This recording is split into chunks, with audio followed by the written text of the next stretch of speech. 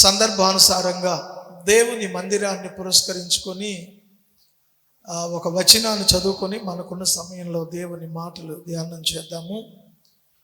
లూకాసు వార్త 18వ అధ్యాయంలో 14వ వచనం చదువుకొని కొన్ని నిమిషాలు దేవుని మాటలు మనం ధ్యానం చేద్దాం. నేను చదువుతున్నాను, వినండి. అతని కంటే ఇతడు నీతిమంతుడుగా తీర్చబడి తన ఇంటికి వెళ్ళినని మీతో చెప్పుచున్నాను. తను తాను హెచ్చించుకున్నవాడు తగ్గింపబడుననియు, తను తాను తగ్గించుకున్నవాడు హెచ్చింపబడుననియు చెప్పాను. గుంపులు దేవుడు ప్రార్థన ఆలకించిన వారి గుంపు, దేవుడు ప్రార్థన ఆలకించని వారి గుంపు, రెండే గుంపులు. ఇక కులంతో చెప్పండి, కులంతో పని లేదు. అయితే దేవుడు నీ ప్రార్థన ఆలకించే గుంపులోనైనా ఉంటావు, లేకపోతే దేవుడు నీ ప్రార్థన ఆలకించని గుంపులో వచ్చి వెళతావే తప్ప నీ ప్రార్థనకి ఏ విధమైన జవాబు దేవుని యొద్ద నుంచి నువ్వు పొందుకోలేని రెండో గుంపులో ఉంటావు. సో ఏ గుంపులో ఉన్నావు అనేది నీకు మాత్రం తెలుసు. It is our personal experience. అది నీ వ్యక్తిగత అనుభవం, నీ స్వానుభవం. నీ ప్రార్థన దేవుడు విన్నాడా, వినలేదా? నీ ప్రార్థనకు తగిన ప్రతిఫలాన్ని నువ్వు చూస్తున్నావా, చూడడం లేదా? కొన్నిసార్లు మనలో చాలా మంది దేవుడు మా ప్రార్థన వినడం లేదు అంటూ దైవజనుల దగ్గర చెప్పుకునే సందర్భాలు ఉంటాయి. అయ్యా, మా కోసం ప్రార్థన చేయండి, ఎందుకో మా ప్రార్థన దేవుని దగ్గరకు చేరడం లేదు. ఎంతగానో ప్రార్థన చేస్తున్నాను, దేవుని దగ్గర నుండి జవాబు చెప్పండి రావడం లేదు. ఎందుకో దేవుడు మా ప్రార్థన ఆలకించడం లేదు అనే పదాలు విశ్వాసులు మా దగ్గర చెప్పగా మేము విన్న అనుభవాలు చాలా ఉన్నాయి. ఎందుకు దేవుడు నీ ప్రార్థన వినడు? ఎందుకు దేవుడు నీ ప్రార్థన ఆలకించడు? ఆయన కొంతమంది ప్రార్థన మాత్రమే ఆలకించేవాడుగా ఉన్నాడా అంటే దేవుని వాక్యం చాలా స్పష్టంగా చెప్తుంది. ఆయన పేరే ప్రార్థన ఆలకించువాడు. ప్రార్థన ఆలకించువాడా, సర్వ శరీరులు నీ దగ్గరకు వస్తారు అన్నాడు కీర్తనాకారుడు. ఆయన ప్రార్థన ఆలకించే దేవుడు. నీ ప్రార్థన వినాలని ఆశ కలిగి ఉన్నాడు. నువ్వు ప్రార్థన చేస్తే అది విని దానికి తగిన ప్రతిఫలాన్ని నీకు దయచేయాలనే ఆలోచన కలిగి ఉన్నాడు. కానీ నువ్వు ప్రార్థనకు ఎంతకాలంగా వస్తున్నావు? దేవుని మందిరానికి ఎంతకాలంగా వస్తున్నావు? నువ్వు చేస్తున్న ప్రార్థనకు దేవుడు ఎందుకు నీకు జవాబు ఇవ్వని పరిస్థితి ఉన్నది?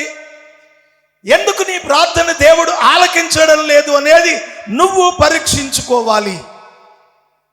ఒకవేళ నీవు పరీక్షించి తెలుసుకోవడం నీకు చేత కాకపోతే ఉపమాన రీతిగా దేవుడు వాక్యాన్ని మన ముందు పెట్టాడు.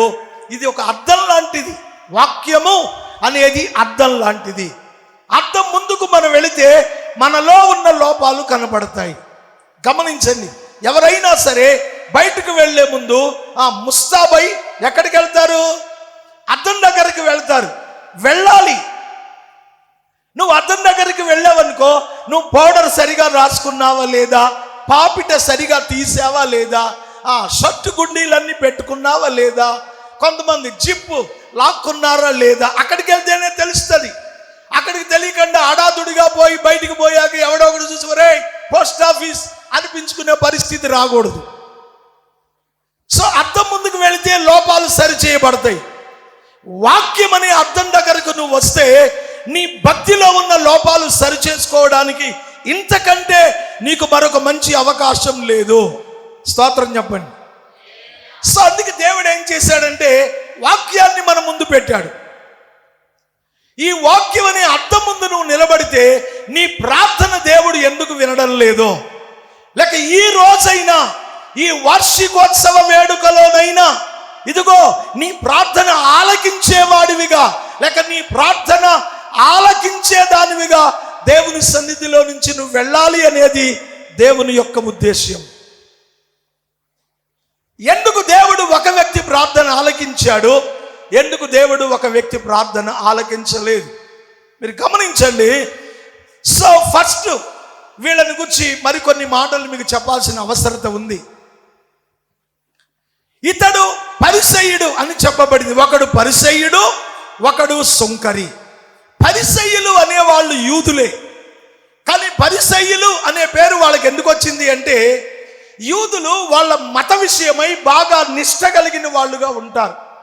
వాళ్ళకున్నంత మతనిష్ట ప్రపంచంలో ఏ మతస్థులకు కూడా ఉండదు, ఇంక్లూడింగ్ మన దేశంలో ఉన్నటువంటి అత్యధికమైన ఆచారాలు పాటించే వాళ్ళు అని చెప్పుకునే వాళ్ళు కూడా యూదులతో పోల్చుకోవడానికి సరిపోరన్నమాట. అంత నిష్ట కలిగిన వాళ్ళు.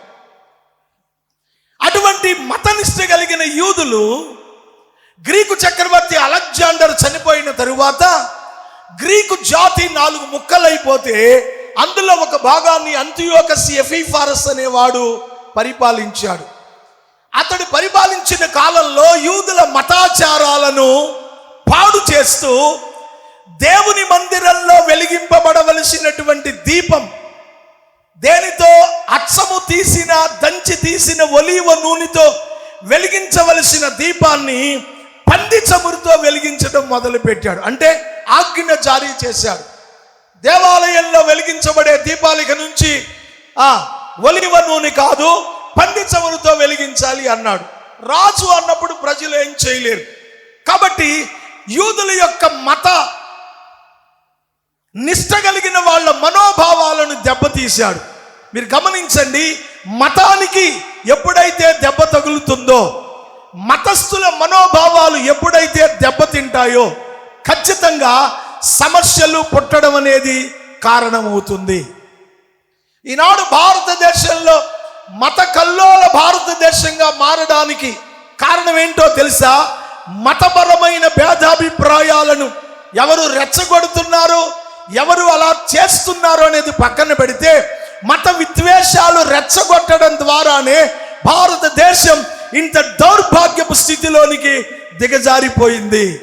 ఒకప్పుడు మేరా భారత్ మహాన్ అనుకున్న వాళ్ళు ఈ దేశాన్ని వదిలిపోయే రోజు ఎప్పుడు వస్తుందా అని ఏడుస్తున్నారని చెప్పక తప్పదన్నమాట. ప్రియమైన దేవుని బిడ్డలారా, ఇప్పటికే కొన్ని లక్షల మంది భారతదేశ పౌరసత్వాన్ని విడిచి విదేశీ పౌరసత్వం కొరకు ఎగబడుతున్నట్లుగా చరిత్ర సాక్ష్యాలు చెప్తున్నాయి. కారణం మత విద్వేషం. ఈ అంతియోకస్ ఎపిఫానస్ అనేవాడు చేసినటువంటి మత వ్యతిరేకమైన కార్యకలాపాలు యూదులను రెచ్చగొట్టగా, మక్కబి అనేవాడు అంతియోకస్ ఎపిఫానస్ను చంపాడు, హత్య చేశాడు.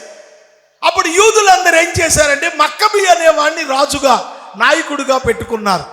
ఈ మక్కబి అనేవాడు ఏ మత అభిప్రాయాలు దెబ్బతిన్నారో యూదులు మళ్ళీ మతాచారాలన్నీ కూడగట్టి దానికి సరికొత్త సాంప్రదాయాలు కొన్ని క్రోడీకరించి ఒక శ్రేష్టమైన తెగగా స్థాపించిన తెగనే పరిసయ్యులు అంటారు.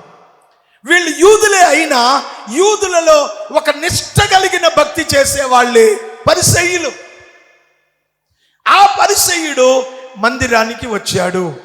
ఎక్కడికి వచ్చాడు? మందిరానికే వచ్చాడు, అంటే దేవాలయానికి వచ్చాడు. ఇతనికి దేవుని మందిరానికి వెళ్ళే ఒక అలవాటు ఉన్నది అనే సంగతి ముందు మీరు గుర్తుపెట్టుకోండి. మనలో చాలా మందికి దేవుని మందిరానికి వెళ్ళే అలవాటు ఉంటుంది. కొన్ని సంఘాలలో మందిరానికి వెళ్ళడం అనేది ఎంత ప్రాముఖ్యంగా భావిస్తారు అంటే, అన్నిటికంటే జీవితంలో ఆ రోజు దేవుని మందిరానికి వెళ్ళకుండా ఇక ఏ పని వాళ్ళు పెట్టుకోరు. మందిరానికి మాత్రమే వెళతారు. వాళ్ళు మందిరాన్ని అంత ప్రేమిస్తారు. చాలా పర్యాలు ప్రజలు చేస్తున్న వాటిలో ఒక మంచి పని ఏంటంటే, దేవుని మందిరానికి వెళ్ళడం అనేది ఒక వాడుకగా, అలవాటుగా పెట్టుకుంటారు. ఇది చాలా మంచి అలవాటు. అయితే కేవలం నువ్వు మందిరానికి వెళ్ళినంత మాత్రాన నీ ప్రార్థన దేవుడు విననప్పుడు నువ్వు వెళ్ళినా నీకేం ప్రయోజనం ఉండదు. ఇతడు మందిరానికి వెళ్ళే ఒక మంచి అలవాటు కలిగిన వాడు. అసలు నీకు ఈ అలవాటు ఉందా? క్రమంగా దేవుని మందిరానికి వచ్చే అలవాటు ఉందా? నేను ఒకసారి ఓ చర్చికి వెళ్ళాను. చర్చికి వెళితే ఆ పాస్టర్ గారి పేరు జాన్ పాల్. అనంతపురంలో టౌన్లో ఉంటుంది ఆ చర్చ్. ఆయన పేరు జాన్ పాల్. ఆయన సిస్టమేటిక్, ఎంత సిస్టమేటిక్ అంటే చర్చి 10 గంటలకు స్టార్ట్ అవుతుంది. 10 గంటల 10 నిమిషాల వరకు చర్చి మెయిన్ గేట్ తెరిసే ఉంటుంది. 10 అయిపోగానే మెయిన్ గేట్ లాక్ వేస్తారు. ఇకంతే, తాళం గడగుడిగా తాళం పెడతాడు. 10 గంటల 10 నిమిషాల తర్వాత విశ్వాసులు ఎవరైనా ఆలస్యంగా వస్తే వాళ్ళకి చర్చిలోనికి వచ్చే అవకాశం లేదు. ఏంటి సార్, ఈ చర్చి కాకపోతే ఇంకో చర్చి అని వాళ్ళు ఎవడైనా ఆలస్యంగా వస్తే గేటు బయట ఉండి ఆరాధన అయ్యేంత వరకు అక్కడే ఉండి, ఆరాధన అయి గేటు తీసిన తర్వాత లోపలికి వచ్చి కానుక పెట్టిలో కానుక వేసుకొని ప్రార్థన చేసుకుని వెళతారు. నేను చూసిన సంగతి మీతో చెప్తున్నాను. పాస్టర్ గారు ఇప్పుడు బతికే ఉన్నాడు. అనంతపురం చంద్రబాబు కొటాల్లో ఉంది ఆ సంఘం.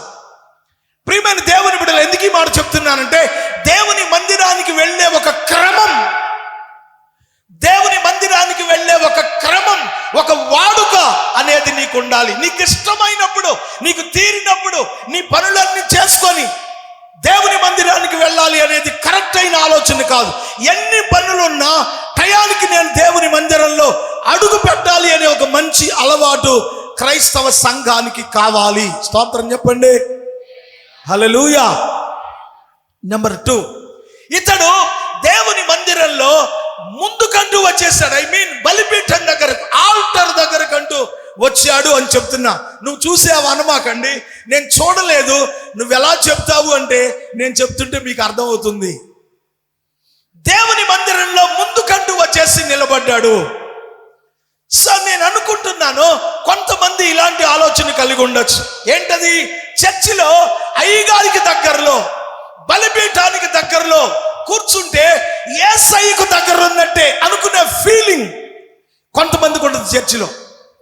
సో ముందుకు వచ్చి కూర్చోవడం అనేది మంచిదే, నేను కాదనను. అలాగని వెనకాల కూర్చున్నంత మాత్రాన్న దేవునికి దగ్గరగా లేవు అనేది కరెక్ట్ కాదు. నువ్వు ముందు వరుసలో కూర్చున్నా దేవునికి దగ్గరే ఉంటావు, వెనకాల కూర్చున్నా చెప్పండి. లేదండి 150 మంది ముందే కూర్చోండి, పడతారా? పట్టరు కదా. సో నువ్వు మందిరంలో కూర్చో, నువ్వు ఎక్కడ కూర్చున్నా పర్వాలేదు. కానీ ముందు కూర్చున్నంత మాత్రాన నేను దేవునికి దగ్గరగా ఉన్నాను అనుకుంటే అది నీ భ్రమ. ఓ రోజు ఓ చర్చిలో, ఆ రోజు బాగా కూలి పనులు జరిగే రోజు, ఇద్దరు విశ్వాసులు మాట్లాడుకుంటున్నారు. ఏ వదినా చర్చికి వెళ్తున్నావా? ఈరోజు కూలికి వెళ్ళాలి. అదేంటి, వాళ్ళు ఆదివారం కదా, నేను చర్చికి వెళ్తాను, నువ్వు రావా అంటే, లేదు లేదు నాకు తప్పనిసరి వెళ్తున్నాను, వాస్తవంగా వెళ్ళే ఉద్దేశం లేదు కానీ తప్పడం లేదు అని వెళ్ళిపోయింది. ఒక ఆవిడ చర్చికి వచ్చేసింది. చర్చిలో ఉన్నటువంటి ఆవిడ ఆరాధన అయిపోయి ఇంటికి వెళ్ళిపోయింది. కూలికి వెళ్ళిన ఆవిడ కూలి చూసుకుని ఇంటికి వచ్చింది. సాయంత్రం ఇద్దరు కలుసుకున్నారు. నువ్వు చర్చికి రాలేదు కదా, దేవుని వాక్యాన్ని నువ్వు పాటించలేదు కదా, నువ్వెలా దీవించబడతావు అని అడిగిందట. ఆ కూలికి వెళ్ళిన ఆవిడ అందట కదా, వదినమ్మ నిజమే, నేను చర్చికి రాలేకపోయాను, నువ్వు మందిరానికి వెళ్ళావు కదా, ఏం చెప్పారు అయ్యగారు? 4 మాటలు చెప్పవా? ఏదో చెప్పాడు, మొత్తం మీద బాగానే చెప్పాడు. మా అయ్యగారు బాగా ప్రసంగం చేస్తాడు కదా, బాగానే చెప్పాడు అంటుందంట. బాగానే చెప్పాడు, ఏదో చెప్పాడు అంటున్నావు, ఏం చెప్పాడు? ఏదో చెప్పాడు వదినా అంటున్నా. ఏదో చెప్పాడు ఏంటి? మత్తయి సువార్త 11వ అధ్యాయం 28, 29, 30 వచనాల మీద ప్రసంగం చేశాడు. నేను కూలికి వెళ్ళానన్న పేరే కానీ మందిరానికి వెళ్ళలేకపోయానన్న బాధ నాలో ఉంది. ఆ నాట్లేస్తా, ఆ మైకులో వాక్యం అంతా విన్నాను, వస్తా వస్తా చర్చి దగ్గరికి వెళ్ళి కానుకేసి వచ్చాను వదిన అంటే, చర్చికి వెళ్ళిన ఆవిడ బిగుసిపోయిందండి. ఈవిడ చర్చికి వచ్చిందన్న మాటే కానీ ఈవిడ మనసేమో అనవసరంగా మా వదిన కూలికి పోయింది, 150 రూపాయలు ఏడుతుంది చర్చిలో కూర్చుని. భర్త మాట కాదనిలే కూలికి వెళ్ళిన ఆవిడేమో మైకులో చర్చిలో వాక్యం వినయ్యో, ఇంత గొప్ప వాక్యాన్ని కూర్చుని అయ్యగారి దగ్గర కూర్చుని వినలేకపోయాని ఏడుస్తా పని చేసుకుంది ఆవిడే. సో దేవుని మందిరంలో నువ్వు ఎక్కడున్నావు అనేది కాదు, నువ్వు దేవుని మందిరంలో త్రికరణ శుద్ధిగా మనసా వాచ కర్మణ దేవుని వాక్యం మీద నువ్వు మనసు పెట్టావా లేదా అనేది దేవుడు చూస్తాడు. స్తోత్రం చెప్పండి, హల్లెలూయా. ఇప్పుడు ఇతడు ఒక సుదీర్ఘమైన ప్రార్థన చేశాడు. నేను ఆ ప్రార్థన వివరించడానికి సమయం కాదు, కానీ నేను పరిశీలిస్తే ఆ ప్రార్థనలో 24 పదాలు కనబడ్డాయి. సుదీర్ఘమైన ప్రార్థన చేస్తా ఉన్నాడు ఈ పరిసయ్యుడు. చాలా మంది ఏమనుకుంటారంటే సుదీర్ఘమైన ప్రార్థన, గంటలు తరబడి ప్రార్థన చేస్తే ఆ ప్రార్థన వింటాడు అనే భావన చాలా మంది కలిగి ఉంటారు. చిన్న ప్రార్థన చేస్తే ఈ 4 ముక్కలే వింటాడులే దేవుడు అనుకునే వాళ్ళు ఉంటారు. నన్ను మన్నించాలి, నువ్వు సుదీర్ఘమైన ప్రార్థన చేసినంత మాత్రాన వింటాడని, లేక చిన్న ప్రార్థన చేస్తే వినడు అనేది సరి అయిన అవగాహన కాదు. నువ్వు చేసే ప్రార్థన గంటలు తరబడి చేసినా వింటాడు, చిన్న ప్రార్థన చేసినా చెప్పండి దేవుడు వింటాడు. స్తోత్రం చెప్పండి. సో అయ్యగారు, పెద్ద అయ్యగారు చెప్పాడు, సో ఇక నుంచి ఎక్కువ ప్రార్థన చేయకూడదు అనుకుంటే అది నీ సోమరితనానికి గుర్తు. నువ్వు ఎంత ఎక్కువ ప్రార్థన చేస్తే అంతగా దేవునికి సన్నిహితంగా ఉంటావు. నువ్వు ఎన్ని గంటలు ప్రార్థనలో గడపగలవో అంతగా దేవునిలో ఐక్యం కాగలుగుతావు. నువ్వెంతగా ప్రార్థనలో గడుపుతావో అంతగా శత్రువును ఓడించగలుగుతావు. స్తోత్రం చెప్పండి. ఈ చిన్న ప్రార్థన చేసే బ్యాచీలో మగోళ్ళు ఉంటారు. ఏమయ్యో రా ప్రార్థన చేసుకుందాం అంటే, నీకేం తెలుసు నా బాధ, పొలం పనికి వెళ్ళొచ్చి ఒళ్ళంతా పులిసిపోయింది, నా సంగతి దేవుడికి తెలిసినే అని 2 ముక్కలు చేసుకుని మంచానికి అడ్డంగా పడతారు. ఈ సోమరితనం పురుషుల్లో తగ్గాలి. స్త్రీలలాగా పురుషులు కూడా గంటలు తరబడి ప్రార్థన చేసే ఒక భక్తి అనుభవంలోనికి ఎదగాలి. నువ్వెంతగా ప్రార్థన చేస్తావో అంతగా పాపాన్ని జయించగలుగుతావు. స్తోత్రం చెప్పండి. అయితే ఇక్కడ నేను చెప్పదలుచుకుంది ఏంటంటే, నువ్వు పెద్ద ప్రార్థన చేసినా చిన్న ప్రార్థన చేసినా దేవుడైతే వినేవాడుగా ఉన్నాడు. సైన్ అనుకుని ఉంటాడు, నేను బలిపీఠానికి దేవునికి దగ్గరగా ఉన్నాను, ఓ సుదీర్ఘమైన ప్రార్థన చేశాను, నా ప్రార్థన దేవుడు వినేస్తాడు అనుకున్నాడేమో. సరే అనుకుంటే అనుకున్నాళ్లే, ఏం ప్రార్థన చేశాడు చూద్దాం. పరిసయ్యుడు నిలబడి, దేవా నేను చోరుల వలె అయినను, అన్యాయస్తుల వలె అయినను, వ్యభిచారుల వలె అయినను, ఈ ఇతర మనుష్యుల వలె అయినను, ఈ సుంకరి వలె అయినను ఉన్ననందుకు నేను నీకు కృతజ్ఞతాస్తుతులు. ప్రార్థన ప్రారంభించాడు. ఏమిటి తని ప్రార్థన? చాలా పర్యాయాలు మనం ఏమనుకుంటాము, ప్రియమైన దేవుని బిడ్డలారా, పరిసయ్యుడు అనేవాడు చెడ్డవాడు, లేకుంటే దేవుడు ఎందుకు ప్రార్థన వినడు, వాడు చెడ్డవాడు అనుకుంటారు కదా. ఇది చాలా తప్పుడు లేక తప్పు అభిప్రాయం. పరిసయ్యుడు చెడ్డవాడు కాదు, పరిసయ్యుడు చాలా మంచివాడు. మీరేమనుకోనంటే చెప్తాను, ఇక్కడున్న మనందరికంటే పరిసయ్యుడు ఇంకా మంచివాడే. అదేంటి సార్ అనుకోమాకండి, చెప్తా అది కూడా మీకు. పరిసయ్యుడు ఎంత మంచివాడు అంటే, తన ప్రార్థనలో దేవునితో చెప్తున్నాడు, దేవా నేను చోరుల వలె లేను అన్నాడు. చోరులు అంటే దొంగలు. నేను దొంగల వలె లేను. ఎందుకని? దేవుడు దొంగల, అబద్ధికుల, వ్యభిచారుల, అన్యాయస్తుల, అక్రమార్కుల ప్రార్థన వినడు. నీ ప్రార్థన దేవుడు వినాలి అంటే మొదట దేవుని సన్నిధిలో నువ్వు ఒక నిరపరాధివిగా నిన్ను నీవు రుజువుపరుచుకోవలసిన ఆవశ్యకత విశ్వాసి మీదనే ఉన్నది. నిన్ను గురించి నేను ఒక టెస్టమని, లేక నన్ను గురించి నువ్వు ఒక టెస్టమని దేవుడికి చెప్పడం అనేది కాదు. నన్ను గురించి నేను దేవుని ఎదుట స్పష్టతగా తెలియపరచబడగలగాలి. నన్ను గురించి నేను దేవునికి స్పష్టంగా చెప్పుకోగలిగి ఉండాలి. ఇతడు చెప్తున్నాడు, ఒక స్వచ్ఛమైన స్పష్టమైన విధానంలో ప్రార్థన చేస్తున్నాడు. నేను దొంగ వలె లేను.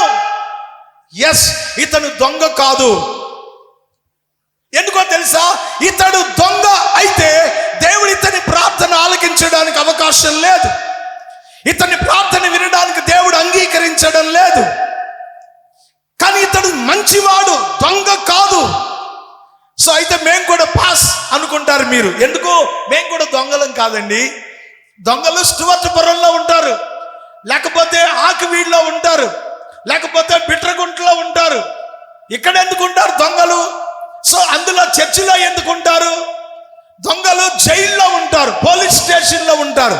మేము దొంగలం కాదు కదా, దేవా నువ్వు ప్రార్థన వినేస్తావు కదా అనుకుంటున్నారా?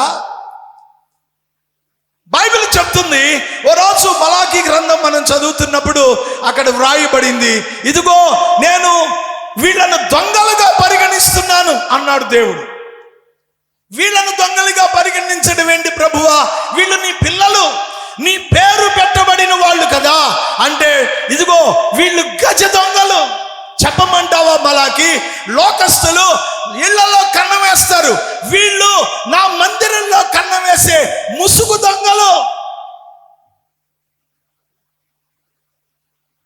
నీ మందిరంలో కన్నం వేటి ప్రభువా? నాకు ఇవ్వవలసిన దశమ భాగము, ప్రథమ ఫలములు, కృతజ్ఞత కానుకలు, ప్రతిష్టార్పణలు నాకు ఇయ్యకయే దొంగిలితిరి అన్నాడు. కంటే నేను చెప్తే తప్పు, సాక్షాత్తు దేవుడే చెప్తున్నాడు.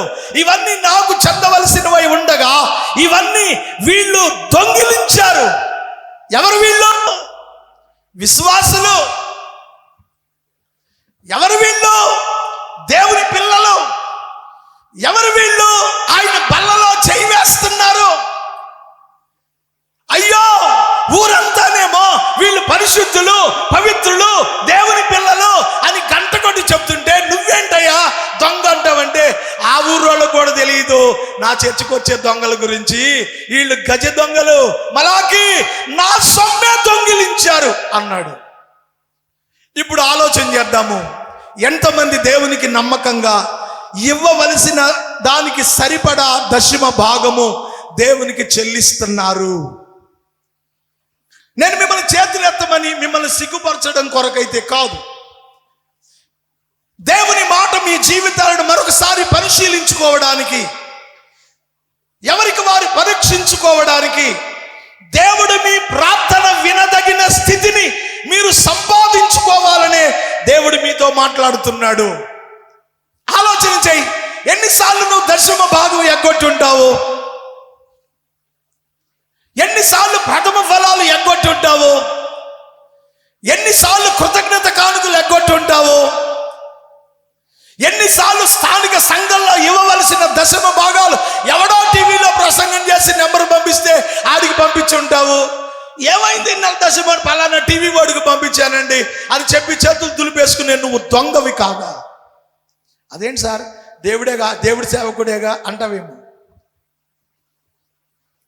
కుదరదు. వాక్యానుసారంగా ఎక్కడైతే నువ్వు ఆధ్యాత్మికంగా పెంచబడుతున్నావో ఆ సంఘములో, నీ ఆత్మీయ సంఘ కాపరి ఎదుట దేవుని సన్నిధిలో నీ దశమ భాగాన్ని ఖచ్చితంగా చెల్లించి తీరాలి. అలా చెయ్యని రోజున నువ్వు ఒక దొంగవి. పోలీసులు పట్టుకొని దొంగ, బైబిల్ చేత పట్టుకుని దర్జాగా తిరుగుతున్న దొంగ, మేము దేవుని భక్తులమని పేరు పెట్టి బతికేస్తున్న దొంగ. తిట్టాల్సి వస్తే ఎన్ని రకాలుగా తిట్టచ్చు ఈ దొంగల్ని. ఇప్పుడు చెప్పండి, నీ ప్రార్థన దేవుడు ఎందుకు వినడు? నువ్వంటే ఆయనకి ఏమైనా కోపమా? ఆయన ఒక కొలపోడు ప్రార్థనని ఒక కొలపోడు ప్రార్థన విననన్నాడా? చదువుకున్నోళ్ళు ప్రార్థన వింటాను, చదువుకోను ప్రార్థన విననన్నాడా? ఆయన ఎవరో కుర్చీలో కూర్చుని నిద్రపోతున్నాడు, కింద కూర్చుని నిద్రపోతే రకం పడినా దెబ్బలు తగలవు. కుర్చీలో కూర్చుని కింద పడితే అనవసరంగా ఏమైనా జరగచ్చు. మీ పక్కన వాళ్ళు చూడండి ఒకసారి. దేవుడు మిమ్మల్ని దీవించును కాక. స్తోత్రం చెప్పండి, గట్టిగా చెప్పండి. మా ఓడేమో ఆకలి వస్తున్నాడు, మీకు ఆకలి ఇట్లా నిద్ర వస్తుంది. మరి ప్రియమైన దేవుని సంగమా, దేవుని వాక్యాన్ని నువ్వు నెరవేర్చకుండా దేవుడి నీ ప్రార్థన ఆలకించడు. ఇతడు మంచాడు, ధర్మశాస్త్రాన్ని నెరవేరుస్తున్నాడు. నీ రాబడి అంతటిలో 10వ వంతు నువ్వు దేవుని సన్నిధిలో చెల్లించమని చెప్పిన ధర్మశాస్త్రాన్ని తూచా తప్పక పాటిస్తూ ఉన్నాడు. ఆ కింద తర్వాత వరుసలో ఉంది, ఇదిగో నా రాబడి అంతలో 10వ వంతు నేను నీకు చెల్లిస్తున్నాను. అంటే దేవుని ముందు తనను తాను ప్రూవ్ చేసుకుంటున్నాడు. దేవా, నేను దొంగని కాదు, ఎందుకంటే నేను దొంగనైతే నువ్వు నా ప్రార్థన వినవు. నేను దొంగని కాదు, నా దశమ భాగాన్ని క్రమంగా నీ సన్నిధిలో చెల్లిస్తున్నాను అని ప్రార్థన చేశాడు. ఇప్పుడు చెప్పండి, మంచోడా కాదా? నోరుంటే తెరిచి చెప్పండి, ఇంకొంచెం గట్టిగా చెప్పండి. ఎంత ఆకలేస్తే అంత ఎక్కువ తినొచ్చు, ఇబ్బంది ఏం లేదు. నేను కూడా తిని ప్రసంగం చేయట్లేదు, తినకుండా అని చేస్తున్నాను, తర్వాతే తింటాను, అందుకే గట్టిగా అరుతున్నా, ఎక్కువ తినచ్చండి. స్తోత్రం చెప్పండి. ప్రియమైన దేవుని బిడ్డలారా, పరిసయ్యుడు చెడ్డవాడు కాదు, మంచివాడు. ఎంత మంచివాడు! మనకంటే కూడా క్రమంగా దశమ భాగాన్ని దేవుని మందిరంలో చెల్లిస్తున్నటువంటి వాక్యాన్ని నెరవేర్చేవాడు. నెంబర్ 2 చెప్పండి, 3 చెప్తా. ఆ వ్యభిచారుల వలె అయినను అన్నాడు. అంటే దేవుడు పాపుల మనవి ఆలకించడు. దేవుని వాక్యం చెప్తుంది, ఆయన పాపుల మనవి ఆలకించడు. నీ ప్రార్థన దేవుడు వినాలి అంటే మందిరానికి వచ్చావు మంచిదే, ప్రార్థన చేస్తున్నావు మంచిదే. నువ్వు ప్రార్థన చేస్తుంటే అనేక మంది చేస్తే ఇలా చెయ్యాలరా అనుకుంటున్నారు, మంచిదే. కానీ నీ ప్రార్థన దేవుడు ఆలకించకపోవడానికి ఒక కారణం ఇతను చెప్తున్నాడు, నేను వ్యభిచారిని కాదు అన్నాడు. ధర్మశాస్త్రంలో దేవుడిచ్చిన 10 ఆజ్ఞలలో వ్యభిచారాన్ని గురించి మాట్లాడాడు. నువ్వు వ్యభిచరించకూడదు. ఒక వ్యభిచారి ప్రార్థన దేవుడు ఆలకించడు. ఒక పాపి మనవి ఆయన అంగీకరించడు. కనుక ప్రార్థన చేసే వ్యక్తి నెంబర్ 1 ఆయనకు ఖచ్చితంగా దశమాంశము చెల్లించేవాడై ఉండాలి. రెండవది అతని క్యారెక్టర్, అతని ప్రవర్తన. ఇక్కడ వ్యభిచారి అంటే ఏదో శరీర సంబంధమైన పాపం చేసేస్తున్నాడు అనేది కాదు, నీ అంతరంగంలో కల్ముషం అనేది ఉండకూడదు. పాత నిబంధనలో ధర్మశాస్త్రానుసారంగా వ్యభిచారం అనే పదం ఉపయోగిస్తే ప్రభు అన్నాడు, అసలు ఇవన్నీ కాదబ్బాయి, నువ్వు కనుక వేరొక స్త్రీని మోహపు చూపుతో చూసావనుకో అది వ్యభిచరించినట్లే డిక్లేర్ చేశాడు. అంటే కారణం ఏంటి? పాపము అనేది కేవలము శరీరంతో జరిగించడమే కాదు, నీ ఆలోచనల ద్వారా చేసే ప్రతి పాపము నీ ఆధ్యాత్మిక జీవితాన్ని అపవిత్రం చేసి నీ ప్రార్థన దేవుడు అంగీకరించకుండా అడ్డుపడుతుంది. అందుకే వాక్యంలో ఉంది, ఇదిగో రక్షింపకుండా నేరకయుండునట్లు యెహోవా హస్తము కొరచకాలేదు, విననేరకయుండునట్లు ఆయన చెవులు మందము కాలేదు. మీ పాపములు మీకును మీ దేవునికి మధ్యలో లైక్ ఎ వాల్, ఒక గోడలాగా మధ్యలోకి వచ్చేసింది. పాపము అనేది ఎప్పుడైతే నీ హృదయం కోరుకుంటుందో, పాపేచ్ఛలు అనేవి ఎప్పుడైతే కోరుకుంటుందో, పాపపు తలంపులను ఎప్పుడైతే నీ అంతరంగం ప్రేమిస్తుందో, పాపాన్ని చూడాలనే తపన నీ అంతరంగం నిన్ను ప్రేరేపిస్తుందో, నీ ప్రార్థన దేవుడు అంగీకరించటం మానేస్తాడు. చూసే వాళ్ళ దృష్టికి వీడు ఏ పాపం చేయట్లేదండి, వాడు చాలా మంచివాడండి, ఎటువంటి దురలవాట్లు లేవండి అనుకుంటున్నారు జనం. కానీ నీ అంతరంగంలో జరిగేటువంటి పాపాన్ని చూసే ఒక నేత్రం ఉంది, అదే అగ్ని జ్వాలలు వంటి కన్నులు కలిగిన దేవుని నేత్రం. స్తోత్రం చెప్పండి. ఆయన నీ అంతరంగంలోనికి తొంగి చూసినప్పుడు ఏ విధమైన పాపపు తలంపుల చేత నువ్వు ఏడవబడకుండా కనబడాలి. అప్పుడు నీ ప్రార్థన దేవుడు వింటాడు. స్తోత్రం చెప్పండి. ఇతడు వ్యభిచారి కాదు అంటే పాపం కూడా చేయడం లేదు, మంచోడా కాదా? మీరేమనుకోమాకండి. ఇదిగో ఈ ఫోన్ అనేటువంటిది ఎవరి చేతిలో ఉంటుందో, నీకు తెలిసినా తెలియకపోయినా, నీకు ఇష్టం ఉన్నా ఇష్టం లేకపోయినా, నీకు నచ్చినా నచ్చకపోయినా, ఏదో ఒక సందర్భంలో పాపం నీ కంట పడక మానదు. చిచ్చిచి సినిమా పాటలు నాకు ఇష్టం వద్దు, నువ్వు ఇష్టం లేదు అన్నోడు కూడా వెనక తప్పదు, ఈ చేతిలో ఉంది. ఒక రోజున ఏమనుకో మాకు నేను చెప్తున్నాను, అవతల నుంచి ఒక ఫోన్ వచ్చింది. ఆ ఫోన్లో అది ఫోన్ చేస్తున్నప్పుడు రింగ్ టోన్ అంటారా డైలర్ టోన్ అంటారా నాకు తెలియదు, కాలర్ టోన్ అంట. అవతల నుంచి ఫోన్ ఏమని, ఆకలేస్తే అన్నం పెడతా అని వచ్చింది. ఆ పాట అది సినిమా పాట. నేను వినకూడని పాట అనుకుంటానా? మరి చేసేది ఎవరు తెలుసా? ఏమనుకోమని, ఆవిడ పాస్టర్మ్మ గారు. పాస్టర్ అన్న అయితే పాదిరి అన్న అయితే ఒక రకం, పాస్టర్ అమ్మ ఆవిడ, ఐ మీన్ ఓ పాస్టర్ గారి కూతురు, ఇంకా పాస్టర్ అమ్మ అవ్వలేదు, ట్రైనింగ్ లో ఉంది. నువ్వు వినద్దనుకున్నా వినిపిస్తుంది, ఇది నువ్వు చూడొద్దనుకున్నా చూపిస్తుంది. సో ఇప్పుడు నువ్వు పాపాన్ని జయించడం అంటే ఏంటో తెలుసా? పాపపు తలంపులు నీ అంతరంగంలో చేర్చబడకుండా దాన్ని ఎదుర్కొనే ఒక దైవికమైన శక్తిని నువ్వు పొందుకొని ఉండాలి. అది నిన్ను ఏ విధమైన పాపము నీ అంతరంగాన్ని కల్ముషపరచకుండా, పాడు చేయకుండా నువ్వు కాపాడుకోగలిగితే నీ ప్రార్థన దేవుడు ఎవడు అడ్డుపడడానికి లేదు ఇక. సో ఇక్కడ పాపం అనగానే లోకానుసారంగా ఆలోచించమాకండి. పాపేచ్ఛల చేత నువ్వు ఈడవబడకుండా ఉండగలగాలి. అప్పుడు ప్రార్థన దేవుడు అంగీకరించడానికి ఇష్టపడతాడు. కొంచెం ముందుకెళ్తే నేను ముగించబోతా ఉన్నా, నాకు ఇచ్చిన సమయం అయిపోతుంది. ప్రియమైన దేవుని బిడ్డలారా, ఆయన అన్నాడు, నేను వారమునకు 2 దినములు ఉపవాసం ఉంటున్నాను ప్రభువా అన్నాడు. సాధారణంగా యూదులు వారానికి 1 రోజే ఉపవాసం ఉంటారు. కానీ యూదులలో పరిసయ్యులు వారానికి 2 రోజులు ఉపవాసం ఉంటారు. అది చరిత్ర, ఇప్పుడు చెప్పే టైం కాదు, గుర్తు చేస్తాను. అందుకే యూదులు వారానికి 1 రోజే ఉపవాసం ఉంటారు. కానీ యూదుల్లో పరిసయ్యులు మాత్రం వారానికి 2 రోజులు ఎంత నిష్టగా ఉంటారో. సో దేవుడు మన ప్రార్థన ఆలకించాలి అంటే ప్రార్థనలో ఒక విశిష్టమైన అనుభవం ఉపవాస ప్రార్థన. ఉపవాస ప్రార్థన అనేది నువ్వు చెయ్యకుండా, ఉపవాసము అనేది నీకు అలవాటు కాకుండా, ఉపవసించే అనుభవం నువ్వు కలిగి ఉండకుండా నీ ప్రార్థన దేవుని యొద్దకు చేరే అవకాశం లేదు. ఒకప్పుడు మన పెద్దకొస్తే సంఘాలలో ఉపవాసం అంటే ఆ రోజు విశ్వాసుల ఇళ్లలో పొయ్యిలు ముట్టించే వాళ్ళే కాదు. నేను WME పెంతుకొస్తుల్లో రక్షించబడ్డాను. ఆ దినాలలో ఉపవాస ప్రార్థన అంటే ఇంట్లో విశ్వాసుల ఇళ్లలో పొయ్యిలు ముట్టించే వాళ్ళు కాదు, పాదిరి గారి ఇంట్లో పొయ్యి ముట్టించే వాళ్ళు కాదు. ఏంటంటే ఉపవాసం, చుట్టం వచ్చినా సరే చచ్చినట్టు ఉపవాసమే.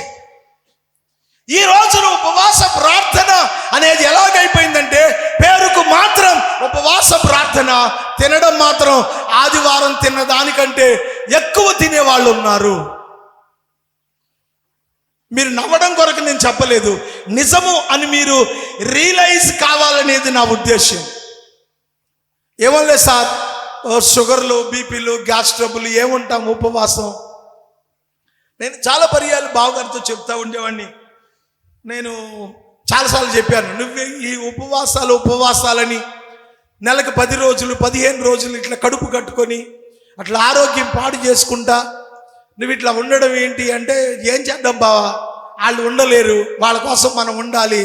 మరి సంఘ కాపరిగా తప్పదుగా, ఎవరిదేం బట్టి ఇక్కడికే వస్తే, ఎవరికి రోగం వచ్చిన ఇక్కడికి వస్తే వాళ్ళ కోసం ఉపవాసాలుండి ఆయన ఆరోగ్యం అంటే, నేను కాస్త శారీరకమైన బాంధవ్యంతో మాట్లాడాల్సి వస్తే ఆయన ఆరోగ్యం సగం పాడవడానికి గల కారణం ఈ ప్రజల కోసం ఉపవాసాలుండి తిండి లేక అనారోగ్యం పాలయ్యాడు ఆయన.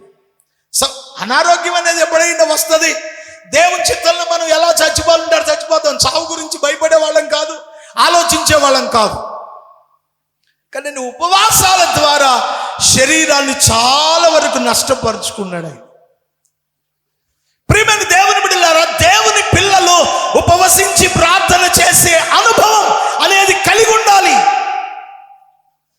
ఎక్కడెక్కడి వాళ్ళు ఇక్కడికి రావడానికి గల కారణం ఏంటంటే దైవజనుడు చేసే ఉపవాస ప్రార్థన ప్రతిఫలంగా వాళ్ళ జీవితాల్లో జరిగించబడిన కార్యాలు. మరి నీ ప్రార్థన దేవుడు వినాలంటే నువ్వు వారానికి 1 రోజైనా ఉపవాసం ఉండడం అలవాటు చేసుకో. ఒకవేళ ఉపవాసం ఉండాలనుకుంటే ఆ రోజున ఏమీ తినకుండానే ఉపవాసం ఉండాలి. తినాలనుకుంటే తినేసేయి, సగం తినేసి ఉపవాసం 3 గంటల దాకా తినకుండా 3:30కి తింటానంటే పిచ్చి పిచ్చి మాటలు తీసేయి. ఉంటే పూర్తిగా ఏం తినకుండా ఉండు, తినాలనుకుంటే తినేసేయి, ఆ తర్వాత దేవుడే చూసుకుంటాడు. కానీ ఉపవాసం అని పేరు చెప్పి మాత్రం దొంగ తిళ్ళు తిన్నమాకండి, దానివల్ల ప్రయోజనం లేదు. ఒకవేళ జనం దృష్టిలో నువ్వు ఉపవాసం ఉన్నట్టేమో దేవుడు మాత్రం నీ ప్రార్థన అంగీకరించడానికి అవకాశం లేదు. ఎందుకు ఈ మాట చెప్తున్నానంటే ఎక్కువ మంది ఉపవాసం ఇలా ఉంటుంది. ఓ రోజు నేను విజయవాడ PW గ్రౌండ్లో మాట్లాడి ఖమ్మం పెవిలియన్ గ్రౌండ్లో మాట్లాడడానికి వెళ్తున్నాను. ట్రైన్లో ఉన్నాను. కొండపల్లి స్టేషన్ దగ్గరికి వచ్చేటప్పుడు ఒక సిస్టర్ వచ్చింది. అయ్యగారండి మీరు ఎదురుమోడు మోజేస్ గారు కదా? అవునమ్మా. అయ్యా నేను అసలు మీరేంటండి ట్రైన్లో వస్తున్నారు, మీరు అనుకోలేదు, నేను పలానా కానిస్టేబుల్ గారి భార్యని, మీ కోటాలు ఎక్కడుంటే అక్కడికి వచ్చేస్తాం, మీ ప్రసంగాలు సీడీలన్నీ మా క్యాసెట్లన్నీ మా ఇంట్లో ఉన్నాయి అని నాన్ స్టాప్ మాట్లాడుతుంది. కొడుతున్నా ఇక మాటలు కానిచ్చి గబగబా 5 గిన్నెలు క్యారేజ్ ఓపెన్ చేసి 2 గిన్నెలు నాకు ఇచ్చింది. ఒక గిన్నె నిండా గారెలు, ఒక గిన్నె నిండా కోడి మాంసం ఉంది. మీకు నాటుకోడి అంటే ఇష్టం కదా, ఇది నాటుకోడి మాంసమే అన్నాడు. సారీ అమ్మా, ఇవాళ నేను ఉపవాసం అన్నాను. నేను కూడా ఉపవాసం అయ్యారు, అందుకే తెచ్చుకున్నా అందావిడ. ఇక ఆవిడ ఉపవాసాన్ని నేనేం కాదంటాను, సర్లేమ్మా నువ్వు తినరా తల్లి, నేను తిననులే అన్నాను. 3 గిన్నెలు గారెలు, 2 గిన్నెలు కోడి మాంసం కొండపల్లిలో మొదలుపెట్టి ఎర్రుపాలెం వచ్చేదాకా తింటానే ఉంది. ఎర్రుపాలెం స్టేషన్ దగ్గర ఎక్కడో మొత్తం మీద ఆ తింటం ఆపిందండి. ఏంటా రోజు ఆవిడికి ఉపవాసం, ఉపయోగం వెళ్ళాను ఉపవాసం. ప్రియమైన దేవుని బిడ్డలారా, కుటుంబాలు కట్టబడాలన్నా, దేవుని కార్యాలు చూడాలన్నా, దేవుని శక్తి నిరూపించబడాలన్నా, దేవుడిని ప్రార్థన ఆలకించాలన్నా ఉపవాస ప్రార్థన చాలా ప్రాముఖ్యమైనది. స్తోత్రం చెప్పండి. ఈయనన్నాడు వారానికి 2 దినాలు నేను ఉపవాసం ఉంటున్నాను. ఇంత భక్తి కలిగినోడే దేవుడి తన ప్రార్థన అంగీకరించలేదు. చెడ్డవాడైతే కాదు, ధర్మశాస్త్రాన్ని నెరవేర్చిన వాక్యానుసారమైన యూదుడే, అందున నిష్ఠ కలిగిన పరిసయ్యుడే, కానీ ఇతని ప్రార్థన దేవుడు అంగీకరించలేదు. చూస్తున్నాడు దేవుడు, ఇన్ని మంచి గుణగానాలు ఉన్నాయి, ఈయన ప్రార్థన విందాం, స్వీకరించుదాం అనుకుంటున్నాడు. సో ఈయన అక్కడ పెట్టండి. పక్కన 2వ వాడు వచ్చాడు. వాడు దూరమున నిలబడి అని ఉంది అక్కడ. ఇప్పుడు చెప్పండి, సుంకరి బలిపీఠానికి దూరంగా నిలబడ్డాడు అంటే పరిసయ్యుడు ఎక్కడ ఉన్నట్టు? అది దాని అర్థం. పరిసయ్యుడు బలిపీఠం దగ్గరలో ఉన్నాడు, కానీ సుంకరి బలిపీఠం దగ్గరకు రాలేదు. ఎందుకో? అతనిలో ఒక పాప భీతి అనేది అతన్ని వేధిస్తుంది. ఇతడు కూడా యూదులే. ఈ పరిసయ్యులు, సుంకర్లు అనబడిన వాళ్ళు యూదులే, కానీ రోమా సామ్రాజ్యపు పరిపాలనలో వీళ్ళ బ్రతుకు తెరువు కొరకు ఉద్యోగాలు చేస్తూ భక్తికి తిలోదకాలు ఇచ్చి రోమీల తొట్టులుగా బతికేవాళ్ళు. కానీ మతపరమైన యూదుడు కనుక భక్తి అనేది ఒక మూల అతనిలో ఉంది. ధర్మశాస్త్రానుసారంగా మందిరానికి వెళ్ళాలి అనే ఒక సాంప్రదాయం ఉంది కనుక వచ్చాడు. ఇద్దరిది ఒకే మందిరం. సరాసరి బలిపీఠం దగ్గరకు రాలేకపోయాడు. ఆ ప్రధాన గుమ్మం దాటి లోపలికి వచ్చి అక్కడే నిలబడిపోయాడు, దూరముగా నిలబడి. ఎందుకో? అంత దగ్గరకు వెళ్ళేంత పవిత్రుణ్ణి నేను కాదు కదా. సుంకరి ఆలోచన, దేవా అంత భక్తిపరుణ్ణి నేను కాదు కదా, ఆ పరిశుద్ధ స్థలములో ఉన్న ఆ బలిపీఠం దగ్గరకు వెళ్ళి నిలబడే అంత యోగ్యత నాకు లేదు కదా. పాప భీతి. మీరేమనుకోమాకండి, మనం మందిరానికి ఆదరబెదర పరిగెట్టుకొని గబగబా చెప్పులు ఇడిసి పరపరా లోపలికి వచ్చేసి కూర్చుంటాం, మంచిదే. కానీ మీరు అప్పుడప్పుడు గమనించండి, చర్చికి మనమే కాకుండా కొన్నిసార్లు బయట వాళ్ళు, నాన్ క్రిస్టియన్స్, హిందువులు కావచ్చు, ముస్లిమ్స్ కావచ్చు, అప్పుడప్పుడు అంటే పండగలప్పుడు, ఏ క్రిస్మస్కో ఏ జనవరి 1కో ఊళ్ళో ఉన్న కొంతమంది హిందువులు కూడా వస్తారు. మీరు ఎప్పుడైనా ఒక హిందువుడు చర్చికి వచ్చేటప్పుడు గమనించండి, బరబరా లోపలికి రాడు.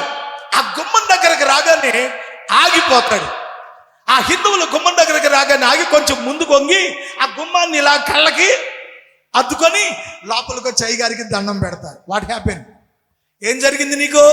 ఎందుకు ఆ గుమ్మానికి దండం పెట్టావు? అయ్యా మేము పాపాత్ములు, ఇది పరిశుద్ధమైన దేవుని సన్నిధి, పాదిరి గారంటే యేసు ప్రభుతో సమానం అండి, అటువంటి పవిత్ర స్థలంలోనికి మాలాంటి వాళ్ళు రావడానికి అర్హులం కాదు, అందుకే గుమ్మాన్ని కళ్ళకి. పాప భీతి అనేది వాళ్ళలో ఉంది. అంటే నేను చేసిన పాపాలని బట్టి ఇటువంటి పరిశుద్ధ స్థలంలో నా కాళ్ళు మోపడానికి నేను అర్హుణ్ణి కాదు అనే భయం వాడిలో ఉంది. చేసిన పాపాలన్నీ చేస్తూ పరిత్యజించి చర్చిలోకి వచ్చే క్రైస్తవులను ఏమనాలి? మరి ఆయన ఉన్నారో లేరు నాకు తెలియదు. నాకు తెలుసు మన సంఘానికి వచ్చేవాడే. ఆయన గురించి నాకు బావ చెప్పినటువంటి, బావ కదా ఆయన కూడా చెప్పాడు, ఆయన సంఘానికి ఓ సంఘ పెద్దగా ఉండేవాడట. ఆదివారం చర్చి అయిపోగానే విశ్వాసాలందరూ ఇంటికి వెళ్తే ఈయన పాదిరి గారి దగ్గరికి వెళ్ళాడు. ఏ సందా లెక్క పెట్టావా? ఉండవయ్యా, లెక్క పెడుతున్నాను, నా తాగడానికి డబ్బులే అనేవాడు. ఆరాధన అంతా అయిన తర్వాత చందా లెక్క పెట్టే పాదిరి గారి దగ్గరికి వెళ్ళి డబ్బులు తీసుకుని తాగే అంత పనికి మాలని క్రైస్తవులు ఉన్నారు. ఆ తర్వాత వాక్యం ద్వారా పట్టబడి మన చర్చికి వచ్చి ఇక్కడ జీవించాడు ఆయన. స్తోత్రం చెప్పండి ఒకసారి. ప్రియమైన దేవుని బిడ్డలారా, లోకంలో ఉన్న వాడికి దేవుని మందిరం యొక్క పవిత్రత తెలిసిన వాడై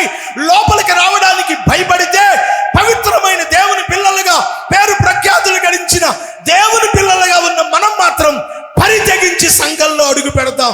ఏ విధమైన దైవ భయం? బయట ఉన్నాడేమో ఎందుకు రావట్లేదు అనుకుంటే మేము చర్చికి ఆడు మూలంగానే, బయట ఉన్నోళ్ళేమో ఎందుకు అనుకుంటే మేము చర్చికి రాంది దాని మూలంగానే, పెద్ద ప్రార్థనకు వచ్చింది కానీ దీని బతుకు కొలాయికాడు చూడాలి అనే సాక్ష్యాలు ఎన్ని లేవు? అంటే ఏంటి? బయటంతా భయంకరంగా ఉంటూ పరితగించి చర్చిలోకి వచ్చి కూర్చుంటావు నువ్వు. ఇతడు పాప భీతి దైవ భయము కలిగిన వాడై దూరంగా నిలబడి రొమ్ము కట్టుకొని ఏడుస్తా ఉన్నాడు. దేవా, నేను పాపిని, నన్ను క్షమించుము. ఇతని ప్రార్థనలో కేవలం ప్రాముఖ్యమైన 3 పదాలే ఉంటాయి. అతని ప్రార్థనలో 24 పదాలు ఉన్నాయి. చిన్న ప్రార్థన చేశాడు, దేవా నేను పాపిని, నన్ను క్షమించుము. ఇద్దరు ప్రార్థనే చేశారు, కానీ దేవుడు సుంకరి ప్రార్థన నీతిమంతుడుగా తీర్చి ఇంటికి పంపాడట. ఎందుకో తెలుసా? వాడు చెడ్డవాడని కాదండి, భక్తి చేశాడు కానీ దేవుని ఎదుట తనను తాను తగ్గించుకోలేదు. ఇతడు భక్తిలో కొంచెం లోపంగా ఉన్నప్పటికీ కానీ పాపపు ఒప్పుకోలు లేక పాప క్షమాపణ కొరకై పరితపిస్తూ తనను తాను తగ్గించుకున్నవాడు. అతడేమో చేసిన భక్తిని బట్టి తనను తాను హెచ్చించుకున్నాడు. భక్తిలో లోపం లేదు, పరిసయ్యుడి దగ్గర కేవలం తగ్గింపు అనేది మాత్రమే లేకుండా పోయింది. పేతురు రాసిన పత్రికలో పేతురు అంటాడు, ఇదిగో మీరు దీన మనస్సు అనే వస్త్రాన్ని మీరు ధరించుకోవాలి. దేవుని దగ్గరకు వచ్చే, దేవుని మందిరంలోనికి వచ్చే నువ్వు దైవ భయము, పాప భీతి, దైవజనుని యొక్క స్థానాన్ని గుర్తెరిగి నిన్ను నీవు తగ్గించుకొని వాక్యానుసారంగా లేఖనాన్ని నెరవేరుస్తూ పరిసయ్యుడి యొక్క భక్తి, ఆ సుంకరి యొక్క తగ్గింపు 2 కలిగి నువ్వు ఎప్పుడు దేవుని మందిరంలో ఉంటావో నీ ప్రార్థన దేవుడు అంగీకరిస్తాడు. ప్రార్థనకు తగిన జవాబు నీకు దయచేస్తాడు. అట్టి కృప వార్షికోత్సవ వేడుకలో దేవుడు మనకు దయచేయును గాక. తల వంచి కన్ను మూసుకోండి, చిన్న ప్రార్థన చేస్తాను.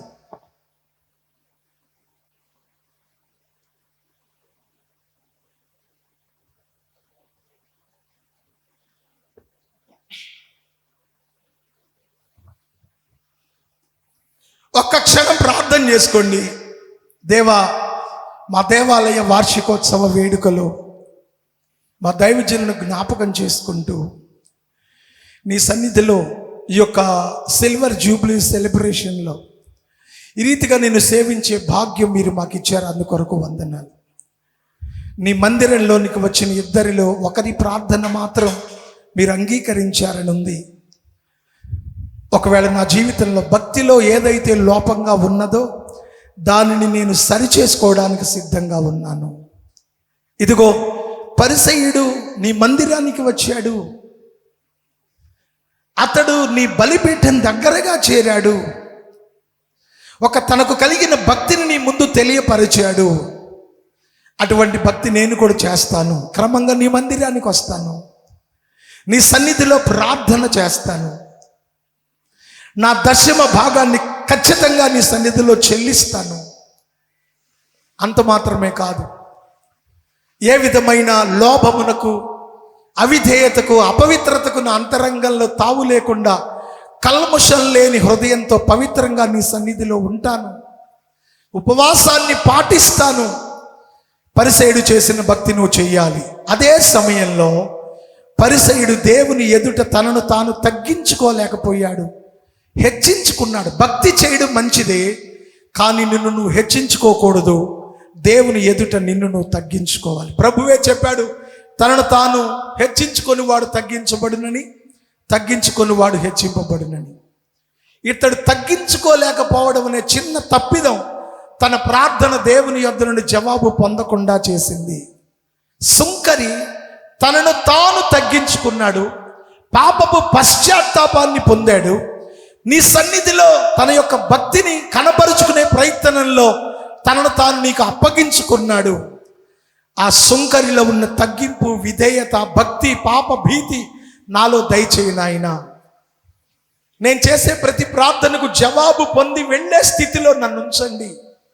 ఎవరికి వారు ప్రార్థన చేసుకోండి. పగిలిన హృదయముతో పాడినా, విరిగిన మనసుతో వేడినా, వింటాడు దేవుడు ఆ ప్రార్థన, గైకొంటాడు నీ సమర్పణ. పగిలిన హృదయంతో, పశ్చాత్తాపంతో, కన్నీళ్లతో కరిగిపోయిన సుంకరి ప్రార్థన, తనను తాను తగ్గించుకొని దేవుని ఎదుట చేసిన ఆ విధేయత కలిగిన ప్రార్థన నీతిమంతునిగా తీర్చి ఇంటికి పంపింది. సర్వశక్తి కలిగిన మా ప్రియ పరలోకపు తండ్రి, మీ ఘననామాన్ని బట్టి మీకు వందనాలు స్తోత్రాలు చెల్లిస్తున్నాను నాయన. నీతిమంతులను జ్ఞాపకం చేసుకున్నట ఆశీర్వాదకరమని మీ లేఖనం సెలవిచ్చినట్లుగా బావగారిని జ్ఞాపకం చేసుకుంటున్నాం. సేవా పరిచర్యలో మీ దాసుని అనుభవాలు మా జీవన ప్రయాణంలో మాకు మార్గదర్శకాలుగా, మైలురాళ్లుగా, త్రోవ చూపు స్తంభాలుగా మలుచుకొని మేము భక్తిలో ముందుకు సాగి మీ దాసుడున్న పవిత్ర స్థలంలో అడుగుపెట్టే కృప మాకును దయచేయండి. చెల్లికి మంచి ఆరోగ్యాన్ని ఇవ్వండి. పరిచర్య కొరకు, సంఘం కొరకు, బిడ్డల కొరకు కన్నీళ్లతో ప్రతినిత్యం నీ పాదాల చెంత, నీ సన్నిధిలో నీ పాదాలు కన్నీళ్లతో తడుపుతుండగా ప్రతి ప్రార్థనకు ప్రతిఫలంగా బిడ్డల జీవితాల్లో సేవలు, నీ గొప్ప కార్యాలు జరిగించండి. మాథ్యూను బలంగా వాడుకో నాయన. ఉన్నత భవిష్యత్తునివ్వండి. చిన్నల్లుడు కోడలను కూడా దీవించి బిడ్డల కొరకు మీరు దాచి ఉంచిన మేలు తగిన సమయమైంది అనుగ్రహించి దీవించి మహిమ తెచ్చుకో. సంఘం అంతటిని దీవించండి. ఇదిగో దైవజనునితో కలిసి ఇదిగో సంఘం ముందుకు సాగుతుండగా మునుపటి కంటే గొప్ప కార్యాలు నీ కుమారుని ద్వారా సంఘములో జరిగించి సంఘమును మరింతగా ఆశీర్వదించు. వాక్యము నెరవేర్చే సంఘముగా ఈ సంఘము నీలో ఇంకనూ వర్ధిల్లునట్లుగా దీవించండి. విత్తబడిన మాటలు ఫలింపచేయండి. యేసు నామములో ప్రార్థిస్తున్నాము తండ్రి, ఆమేన్. గట్టిగా చెప్పండి.